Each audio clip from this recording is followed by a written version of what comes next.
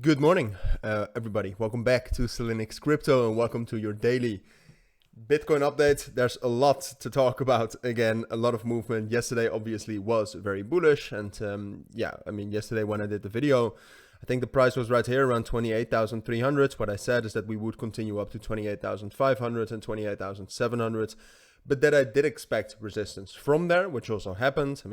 Okay. And then the entirety of whether Bitcoin would be able to rally above 28,500 or that this is a top would all depend on that reaction. And what we saw yesterday, which was probably also caused partially by that a tweet went out by Satoshi Nakamoto, which is not the real founder of Bitcoin, I believe at least. Or at least he is, but he's not really Satoshi Nakamoto. So that's the thing. But that together with a relatively strong dollar strength index over the course of the entire day yesterday, I think caused Bitcoin to drop down, and also a stronger PMI, as you can see. So that made the dollar strength index increase, BTC down. And apart from that, most of you know that I've always been a little bit careful with these moves with Bitcoin. I've always felt that they were a little bit shady and that there was no real foundation for it. So I still do think that. But I'll be objective in my analysis, all right? From here on out, purely technically, Bitcoin is very bullish, all right? So there's nothing you can say against that. We'll talk about some other things as well, though. Today we actually have some very big news coming out again, so we'll talk about that and the implications. Before we dive into that, though, I do want to briefly mention that right now, I'm actually partnered with BingX, and that was a nice little voice crack. BingX, amazing cryptocurrency exchange. I would sincerely recommend you to check them out. Make an account, it's all free. You don't need to KYC, which is great as well. And you gain a $50 bonus if you sign up now via the link down in the description. So test them out. They're very good with perpetual futures, have some other great features as well. So if you're looking for a great exchange to use, BingX might be it.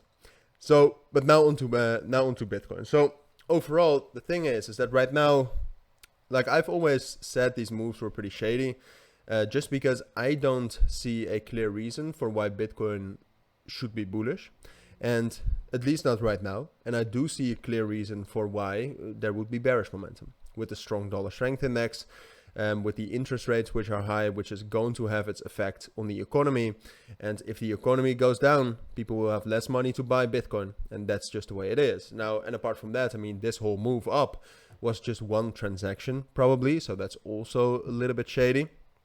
So just in general, I'm not sold on a bullish Bitcoin, even though technically right now it is bullish, and I do want to have that on the record. Right now it's bullish, but I do think we'll get more answers today. It's still kind of that beginning of the month where a lot of volatility is possible, even though right now Bitcoin's volume is very high, so it's probably going to be difficult to make the market move. So the thing is, what we'll probably see. Right now we're getting some bullish momentum because the dollar strength index is falling down. So what we'll see today, also with the news, which I'll touch upon in a moment, is Bitcoin will test this level right here between 27,800 and 28,000. And from there, if it breaks above that, it's just very bullish. And there's a high chance that it will rally higher up to 28,750 and perhaps even break above that. So the main level is between 27,800 and 28,000. Bitcoin will get there, Bitcoin will react to it, and if it finds resistance there, and then at the same point at the same moment the dollar strength index remains bullish, and for example the economic numbers I wanted to talk about with the JOLTS job openings increase, which right now it's expected that it will be lower than previously.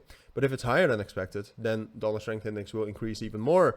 And Bitcoin will probably fall down below 27,300 and drop back down towards 26,900. So it very much depends on that news. Will there be more job openings than expected or less job openings? What will that mean for the dollar strength index? Because if the dollar strength index keeps going up like this, I just don't see Bitcoin breaking above 28,700. And then I do think a scenario like this on the short term is more likely. So I'll await that news. I'll keep you updated on that. But those are my thoughts right now on Bitcoin. So thank you for watching. Take care and bye.